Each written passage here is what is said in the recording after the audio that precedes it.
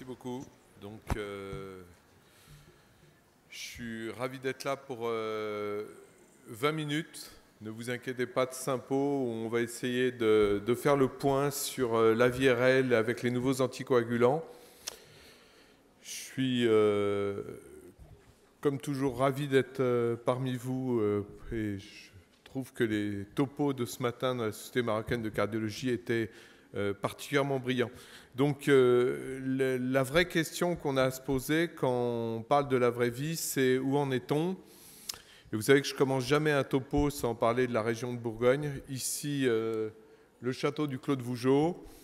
Et vous voyez que c'est tout à fait agréable. Et je vous demanderai de venir passer vos vacances en Bourgogne comme vous venez passer, comme moi je viens passer mes vacances au Maroc. Alors, la vraie problématique, c'est celle-là. Et j'ai pris cette diapositive dans la bibliothèque du chairman de ce soir. Vous avez tous reconnu les montres molles de Dali. C'est un tableau qui lui appartient, donc il a eu la gentillesse de me le prêter. Et la vraie question qu'on a, nous, c'est où en est-on dans le temps ? Et vous voyez que quelque chose qui est majeur, l'étude randomisée Rocket, mais on parlera des autres, c'est relativement récent. Le design, c'est 2010. On a eu les études randomisées avec leurs résultats. Quelques années après, on a les résultats des sous-groupes de ces études randomisées. Et après, on a les cohortes, les big data et l'analyse au long terme. Et vous verrez que c'est tout à fait intéressant de regarder. Et j'insiste bien sur ce point. Vous voyez qu'il s'est passé 5 ans entre les publications des études randomisées et les données de la vraie vie. Et vous allez voir que les cohortes qu'on peut suivre aujourd'hui sont extrêmement importantes, extrêmement intéressantes. Alors, je vous ai mis Rocket. Rocket, c'est l'étude avec le rivaroxaban par rapport à la warfarine dans la fibrillation atriale non valvulaire. Pourquoi je vous ai mis ce petit poussin et cet œuf ? C'est que c'est exactement la démarche. Si l'étude randomisée avait échoué, on ne discuterait pas aujourd'hui, on ne serait pas là aujourd'hui sur les études de la vraie vie. Est-ce qu'on confirme les données de l'étude randomisée ? Je vous rappelle juste les résultats de Rocket que vous connaissez là aussi très bien. Rivaroxaban par rapport à warfarine, une réduction des événements du critère de jugement, AVC ou embolie systémique. Donc on voit que Rocket, c'est un élément majeur dans le trigger et dans la suite des données de la vraie vie. Alors, où en est-on aujourd'hui ? Et si vous avez 2 minutes, je voudrais insister là-dessus sur qu'est-ce qu'on attend des données de la vraie vie et quelles sont les différences entre les études de la vraie vie. Je vous donnerai mes diapos parce que c'est extrêmement important. Vous voyez que dans la colonne de gauche, vous avez ce qu'on appelle les cohortes. Les cohortes, c'est des patients. On a pris, par exemple, au Maroc, tous les patients qui ont une fibrillation atriale et on les suit. Ça s'appelle une cohorte. Et en général, c'est 1 ou 2 groupes qui s'organisent. Ce qui est très intéressant dans les cohortes, c'est que les critères de jugement d'entrée dans l'étude sont bien définis. Et puis, en général, il y a un suivi qui est intéressant. Autre façon d'évaluer, c'est ce qu'on appelle les big data. Les big data, c'est Madame l'assurance maladie, en France, la sécurité sociale, dans d'autres pays, on le verra. Tout ce qui est issu, en général, des payeurs, c'est-à-dire de ceux qui nous remboursent. Là, il y a une petite différence, c'est qu'en général, les critères d'inclusion sont plus lâches. Par contre, on a des cohortes qui sont énormes, plusieurs milliers, voire millions de patients. Et on peut ajuster ces cohortes par des scores de proportion pour être sûr que les patients sont équilibrés. Et puis enfin, il y a une caractéristique qui est importante, c'est les études prospectives non interventionnelles, comme Xanthus, où là, c'est des études menées par des groupes avec des critères d'inclusion clairement définis. On est bien en intention de traiter, et dans Xanthus, c'était que des patients qui recevaient le rivaroxaban. Et on a des critères du jugement qui sont parfaitement déterminés. On sait exactement les événements qu'ont fait les patients. Donc, quand on vous présente des données de la vraie vie, vérifiez que vous êtes sur des cohortes, des big data ou des études prospectives non interventionnelles parce que les résultats sont complètement différents. Xanthus, présentée en 2015, publiée en 2016. C'est une étude extrêmement importante. Que des patients qui sont traités par rivaroxaban dans la fibrillation atriale. Qu'est-ce que nous a appris Xanthus? C'est que plus le patient avait un score SHATS élevé, plus il faisait d'événements cardiovasculaires. Et bien entendu, cette relation est clairement établie pour les AVC ou les embolies systémiques, mais également pour le risque hémorragique. Et vous vous rappelez que dans les nouvelles recommandations de la Société européenne de cardiologie, aujourd'hui, le score Asblen n'est plus intégré. Pourquoi? Parce que c'est exactement le même score que le score SHAD-VASc. Ce qui est très intéressant, c'est est-ce que Xanthus confirme les données de la vraie vie et de Rocket. Pour vous rappeler quelque chose qui est majeur, vous voyez que Rocket, c'est une étude que je vous l'ai présentée qui a été publiée en 2011. Vous voyez que les patients étaient extrêmement sévères. Vous voyez que le score SHATS, il était à 3,5 dans Rocket. Dans Aristotle, on n'était qu'à 2,1. Dans Relay, on n'était qu'à 2,1. Et vous voyez que dans Xanthus, les patients sont à 2 de score SHATS médian. Donc, est-ce que les résultats de Xanthus confirment les résultats de Rocket et est-ce que l'explication des très bons résultats de Xanthus ne vient pas uniquement de la sélection des patients? Et ici, vous en avez l'exemple le plus concret. En gris, les patients de Rocket. En rose, les patients de Xanthus. Et vous voyez que sur l'ensemble des événements, Xanthus, les patients inclus dans Xanthus, font mieux que les patients inclus dans Rocket. Une des explications, et l'explication la plus rationnelle, c'est uniquement que les patients de Xanthus, vous voyez, leur SHAD-VASc, il était à 2, alors que dans Rocket, il était à 3,5. Et d'autre part, les patients de Rocket, il y avait un pourcentage de patients avec un antécédent d'AVC important, plus de 50%, alors que dans Xanthus, il n'y en avait que 20%. Donc, Xanthus, étude prospective, menée uniquement avec le rivaroxaban, nous apporte des informations très importantes sur la vraie vie et confirme les données de Rocket.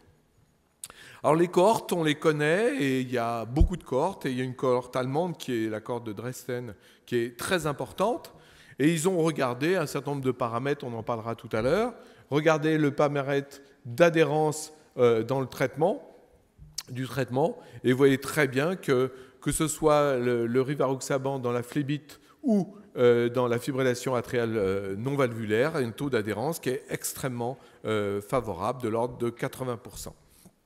Si on regarde les événements, là aussi, dans la vraie vie, par rapport à cette cohorte, pas de différence significative entre les patients qui étaient en fibrillation atriale ou avec un traitement de phlébite ou d'embolie pulmonaire. Donc des résultats, là aussi, qui vont dans le sens des études randomisées. Alors mon propos aujourd'hui, c'est les données des big data. Les big data, il faut voir l'importance aujourd'hui des big data et de la possibilité. Vous avez un système de santé qui est très performant au Maroc. L'assurance maladie, Madame Marisol Touraine, vous savez, s'était un petit peu interrogée sur la place des nouveaux anticoagulants par rapport à la warfarine. Qu'est-ce qu'a fait l'assurance maladie? Elle a pris tous les patients traités par warfarine, tous les patients traités par AOD, et à l'époque, il y en avait que deux, le dabigatran et le rivaroxaban, et ils ont regardé ce qui se passait en termes d'événements cardiovasculaires ou d'hémorragie sur l'ensemble des patients traités par ces molécules en France pour la fibrillation atriale. Ça a permis de faire deux papiers, un papier dans Circulation et un papier dans le Lancet Hématologie, issus de la base française de cardiologie. Et vous voyez les résultats, aucune alerte en termes d'événements, aucune alerte en termes d'hémorragie, que ce soit avec le dabigatran ou avec le rivaroxaban. Donc les données issues des big data confirment les données des études randomisées.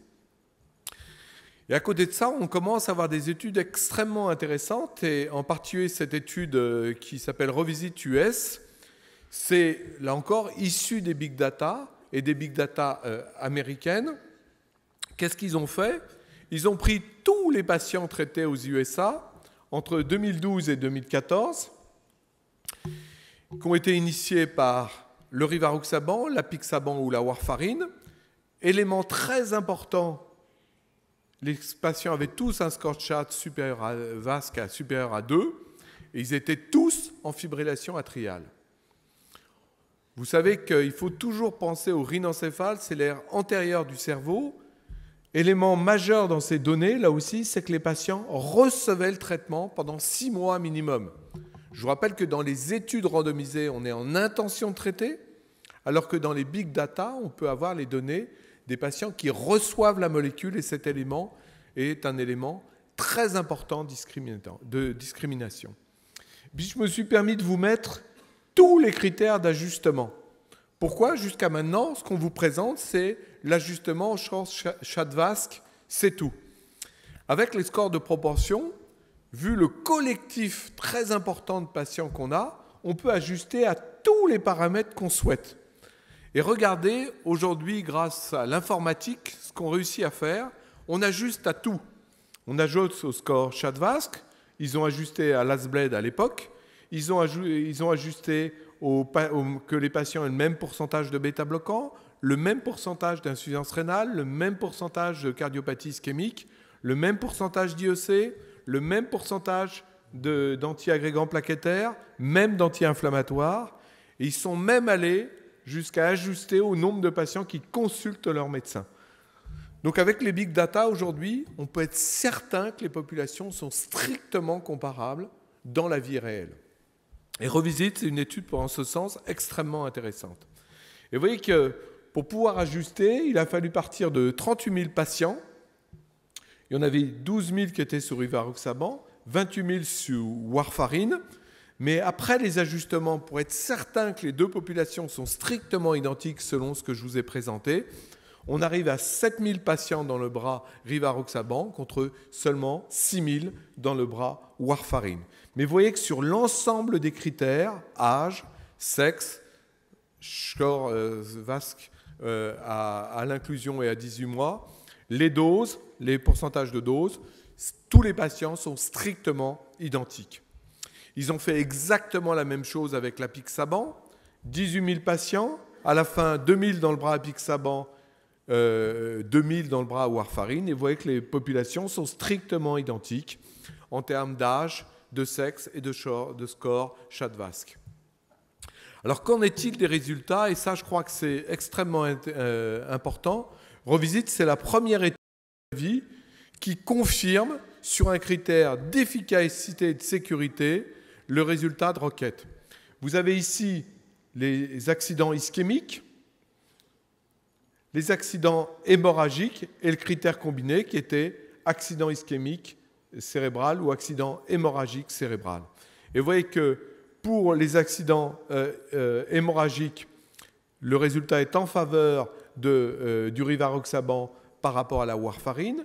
Pour l'ischémique, on est du côté de la ligne du 1, mais ce n'est pas significatif. Et pour le critère de combiné sécurité et efficacité, c'est en faveur du rivaroxaban par rapport à la warfarine. Qu'en est-il de l'apixaban? On retrouve une efficacité sur les hémorragies en faveur de l'apixaban. Par contre, pour les accidents vasculaires ischémiques, on est de l'autre côté de la ligne du 1, mais là, ce n'est pas significatif. Quand on prend le critère combiné, on voit que le rivaroxaban faisait mieux, alors que l'apixaban, on n'est pas significatif par rapport à la warfarine. On croise la ligne du 1. Donc, Revisite, c'est la première étude qui vient d'être publiée, vous voyez, en 2016, qui confirme les données de Rocket et, avec tous les ajustements, va exactement dans le même sens que Xanthus en termes d'efficacité par rapport à la warfarine, alors qu'avec l'apixaban, pas de différence significative. Alors, vous doutez bien que les études continuent dans la vraie vie, et je voudrais là aussi vous en présenter deux autres. ReLife, c'est une étude issue des bases de données des big data allemandes. Vous voyez qu'il y a un panel de 1500 médecins qui inclut les patients, et là encore, des scores de proportion qui permettent d'être sûrs que les cohortes sont comparables rivaroxaban par rapport à warfarine ou d'autres anticoagulants, nouveaux anticoagulants. Vous voyez que les critères de jugement sont différents. Accident vasculaire cérébral, AIT, infarctus du myocarde, hémorragie intracrânienne. Donc quelque chose là aussi de classique avec des petites différences. Les critères de jugement tout à fait comparables. J'insiste bien, on est les patients sous traitement, alors que dans les études randomisées, ce ne sont qu'en intention de traiter. Une durée de traitement de plus d'1 an dans cette étude, ce qui est un élément majeur. Et quelque chose là aussi que font très très bien les Allemands, ils voulaient être certains que les patients avaient les bonnes posologies de molécules. Ça, les études de la vraie vie, ça peut être une limite. Est-ce qu'on a bien ajusté avec les critères de jugement? Et vous voyez que dans cette étude, ReLife, on était certain que les patients recevaient la dose juste d'AOD. On arrive avec 2 études. ReLife à gauche, qui a comparé le rivaroxaban à la warfarine, de 2012 à 2013. Toutes les 2 groupes ont été bien entendu ajustés sur l'ensemble des critères. Et une deuxième étude, ReAssess, qui a comparé l'apixaban versus la warfarine. Là encore, les patients sont clairement matchés. Que nous donnent les résultats du matchage? Vous voyez que ReLife à gauche, ReAssess à droite, les patients sont comparables, un tout petit peu plus âgés avec l'apixaban, mais seulement de 2 ans. Le sexe ratio est comparable. Et si vous regardez le score Schatz, il est relativement élevé. Vous voyez qu'on est à 4, 4, 4, mais les 2 cohortes sont comparables. Vous voyez que maintenant, avec les ajustements et l'histoire, on peut être certain que nos populations sont comparables. Vous savez qu'au jour d'aujourd'hui, on n'a pas le droit de faire des comparaisons des molécules. On a le droit de faire que les comparaisons des molécules qui ont été ajustées selon le score de proportion.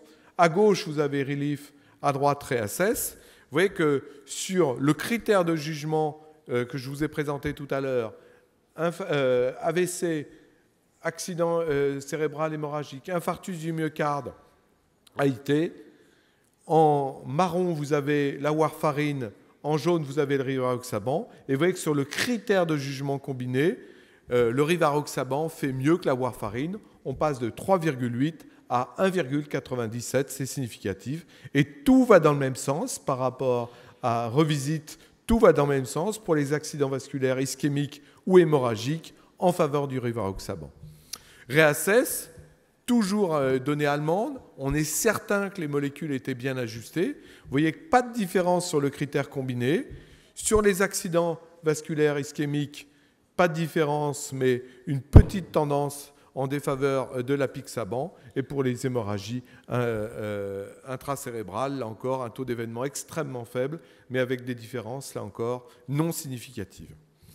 Donc ReLife, ça nous confirme sur les données de la vraie vie, sur les données des cohortes comme Xanthus, et va exactement dans le même sens que Revisite, avec des résultats extrêmement intéressants pour nous, cliniciens.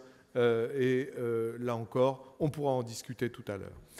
Alors une question qu'on nous pose souvent, c'est le problème de la monoprise versus la biprise. Est-ce que ces données, on les connaît? Vous le savez. Aujourd'hui, quelles que soient les molécules et quelle que soit la stratégie thérapeutique, antidiabétique, anti-hypertenseur, anti-agrégant, vous voyez que la monoprise fait toujours mieux que la biprise. Et ici, vous avez un collectif de patients énorme, puisque c'est plus d'1 million de patients qui avaient été inclus dans cette base de données. Donc aujourd'hui, la monoprise, c'est un élément d'adhérence sur le long terme. Et ici, on a les données, là encore, des big data. C'est facile. Les big data, il suffit de récupérer ce qui a été prescrit et délivré par le patient. Vous avez en rose le rivaroxaban, en bleu la warfarine. Après matchage, vous voyez qu'avec le rivaroxaban, on a un taux d'adhérence qui est significativement plus élevé qu'avec la warfarine. Après 6 mois de traitement, on est à plus de 80% avec le rivaroxaban, près de seulement 70% avec la warfarine. Quand on regarde ce qui se passe au bout d'1 an, ici vous avez la courbe au bout d'1 an, vous voyez qu'on a exactement les mêmes résultats, un pourcentage d'adhérence beaucoup plus élevé avec le rivaroxaban qu'avec la warfarine, et cela est hautement significatif. Dernière donnée, est-ce qu'on peut comparer les molécules, toujours issues des big data, toujours après matching pour être sûr que les patients sont bien équilibrés et que les deux cohortes sont strictement identiques, rivaroxaban par rapport à dabigatran. Vous voyez qu'après 1 an, on a les mêmes résultats avec le rivaroxaban, une performance supérieure par rapport au dabigatran en termes d'adhérence sur le traitement. Donc aujourd'hui, l'adhérence, ça va être un élément majeur et la monoprise, c'est un élément d'adhérence, on pourra en discuter. Il faut l'intégrer dans la discussion globale, c'est-à-dire est-ce que la molécule est efficace? Et aujourd'hui, avec le rivaroxaban, les données de la vraie vie confirment les données de Rocket et Xanthus, et je crois qu'aujourd'hui, plus personne ne peut les remettre en cause, vu l'importance des patients inclus dans la vraie vie. Et je voudrais terminer toujours par une photo de la Bourgogne. Je vous rappelle que cette année, la Bourgogne est à l'honneur, puisque la vente des Hospices de Beaune, vous savez, cette œuvre caritative, qui est la 3e œuvre caritative du monde, va être en faveur de la Fondation de cardiologie. Et donc, si vous avez un peu d'argent, achetez aux Hospices de Beaune, puisque tous les fonds vont être remis à la recherche cardiovasculaire en France. Et bien entendu, nous ferons une dotation à la recherche cardiovasculaire marocaine. Je vous remercie.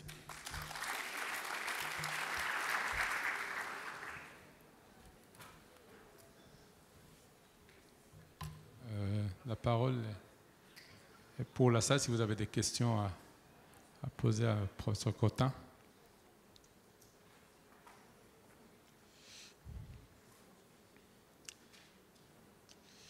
Je poserai une question. Est-ce que l'adhérence qu'a suscité les rivaroxaban et les nouveaux anticoagulants est due surtout aux contraintes de contrôle de l'efficacité de l'anticoagulation ou parce que nous, chez nous, bon, je vous dirais, actuellement, ce n'est pas encore remboursé. Et on aimerait bien avoir cette adhérence. Ce n'est pas le même problème que vous avez chez vous. Les patients ne se soucient pas du prix des médicaments. Je pense que vous avez eu une petite réticence au début par les caisses de remboursement, vu la différence de prix, mais vous avez réussi à les convaincre, parce que nous, on est en train de pousser pour ça. Mais est-ce que l'adhérence, c'est juste pour la praticabilité Je pense qu'il y a ça. Effectivement, le patient qui n'est pas contrôlé, on sait que c'est un patient qui ne va pas être adhérent. Quoi qu'il en soit, aujourd'hui, dans tous les pays du monde, je ne connais pas l'analyse médico-économique marocaine, mais quand on voit aujourd'hui les données de la vraie vie, et c'est un petit peu le souci qu'a eu l'assurance maladie en France, ils ont pris le pari que la warfarine ferait mieux sur l'analyse médico-économique, avec le coût des prélèvements, le coût de l'infirmière qui vient à domicile, le coût de l'adaptation de la dose, le médecin qui est consulté pour adapter la dose, parce que le pourcentage d'AVC et d'accidents hémorragiques. Et quand je vous conseille vraiment de lire le Circulation qui vient de sortir sur les données de la vraie vie en France, confirme aujourd'hui que du point de vue médico-économique, on fait mieux avec les AOD, les 2 AOD qui avaient été testés dans Nacora, qu'avec la warfarine. Donc aujourd'hui, tout va dans le même sens. Le problème, ça va être les équilibres budgétaires d'une société. Alors, je ne sais pas combien est le coût d'un INR au Maroc. Tout ça, ça s'ajuste bien entendu aux populations. Mais avec nos systèmes de santé et nos big data, on peut répondre. Concernant à l'adhérence, je crois que ça, on l'a connu sur toutes les molécules. Les cardiologues le savent aussi bien que moi, tous les cardiologues de la salle ou les diabétologues. Aujourd'hui, la monoprise, c'est un argument aussi d'adhérence, surtout chez les patients qui ne vont pas avoir qu'un seul traitement dans la fibrillation atriale. En général, ils en ont 2 ou 3. Et donc, c'est un argument, là aussi, pour maintenir le traitement sur le long terme. La fibrillation atriale, ce n'est pas une stratégie de court terme, c'est une stratégie de long terme. Il ne faut jamais l'oublier. Oui, une question là-bas, s'il vous plaît. Est-ce qu'il y a un micro?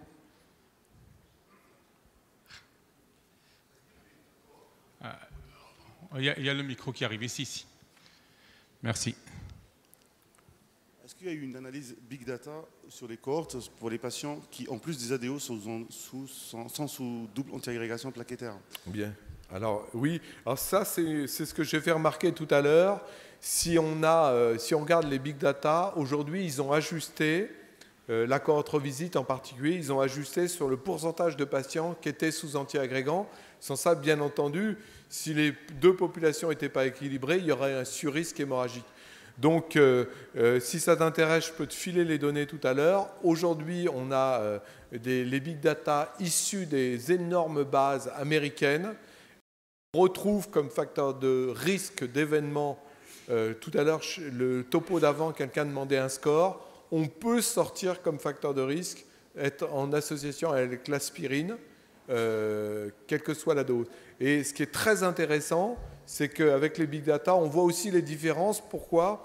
Parce qu'ils peuvent aussi comparer un pays à l'autre.